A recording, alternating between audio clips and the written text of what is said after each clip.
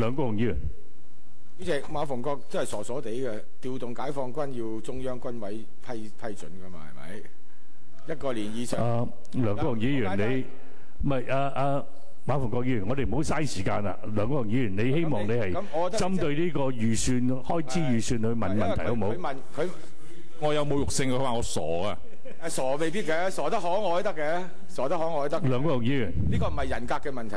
梁國雄議員，冇問題。嗱，傻得可愛都得嘅，我都話你傻得可愛。你繼續問問題好唔好？我嘅理解咧就係中共中央軍委要調動，你如果1個年以上咧都要調動嘅，即係要軍委嘅首領。咁你叫公務員去叫個軍委去俾個令，去俾個連隊去同我哋一齊演習，呢個根本就係即係老實講緣木求魚，真係唔好難為啲公務員。好，第一呢個係我睇64嗰啲書嗰度講嘅咋，1個年以上就要咁啦。咁我唔知即係解放軍喺香港有幾多部署啦，應該都有一個運城旅咁上下兵力啦。好啦，嗱呢個就書歸正傳啦。第一就阿陳鑑林咧就問曾偉雄處長咧就有冇心理輔導，我都接到好多民主派嘅警員咧就話咧非常之厭惡，成日要佢哋去處理咧，去鎮壓民主派嗰啲人，佢心裏非常之惶恐，又唔敢講。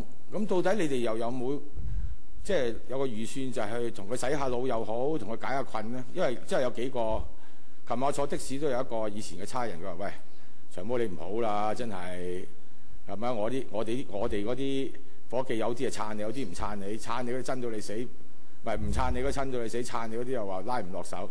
咁其實你有冇一個心理輔導，就係即係啲人拉唔落手咁點咧？你話嗱，呢個第一啦。第二，如果佢拉唔落手嘅時候，解放軍咧就調動係好難啲嘅。武警你有冇同呢個廣東省武警拉練一下咧？用國內嘅術語。因為大陸係成日暴動啊、騷亂噶嘛，我哋就唔會嘅。咁佢哋到底係點樣處理嘅咧？你有冇諗住上去拉練一下咧？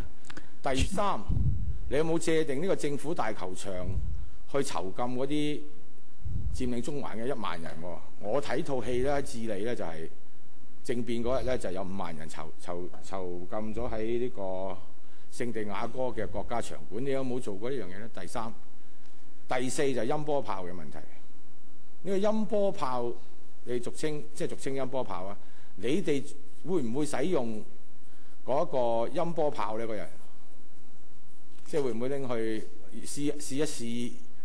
如果你試咧，唔該啊，即係老實講，你講乜兩句？你俾我即係事先去用下睇下先啊，哥，咪會死人㗎！你唔好到時即刻用啊！你俾立法會議員參觀下你音波炮嘅六指琴魔嘅威力。可唔可以示範一下？嗰日我去睇睇得唔得？4樣。處長，首先呢，就必須澄清啦，警方喺處理遊行示威嘅時候呢，最主要嘅職務就係維持公共秩序，確保公共安全。當然，如果出現咗違法嘅行為，特別一啲暴力嘅違法行為上呢，同時係需要採取果斷嘅措施，恢復呢個公共秩序，確保公共安全嘅。咁所以咧就唔存在話係落唔落到手嘅問題。又係職責所在，唔論你係咩身份，做法都係一樣㗎。你等佢答。咁呢個同心理輔導啊，亦都冇關係，好嘛？咁第二方面呢，就係我亦都想用啲數字啦。以去年7500多宗呢個係遊行示威嘅活動裏邊呢，警方係需要採取拘捕嘅宗數呢，只係40宗左右。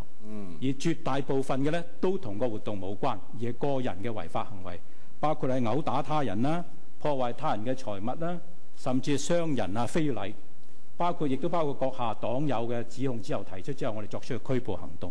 所以唔明白點解呢？梁議員，你覺得警方係鎮壓緊一啲示威嘅活動？我解釋俾佢聽。因為咧呢個佔領中環講明係和平㗎啦。梁國雄議員，你問咗4個問題，你等而家唔係個自由搏擊嘅時間。下一個問題唔使答啦。嗱，你講明人哋講明係和平與愛，係咪？咁跟住話明正咗，你話咁嘅行為係唔拘捕㗎嘛？只有嗰啲即係打人嗰啲啊就拘捕啊嘛。咁你而家係咪想俾本個答案就係話嗰1萬人如果冇涉及干犯你嗰個罪行嘅時候，你哋係唔會隨便拘捕佢哋啦。主席，警方執行就係香港嘅法律，就唔係話我嘅干犯我嘅罪行。我回答唔多。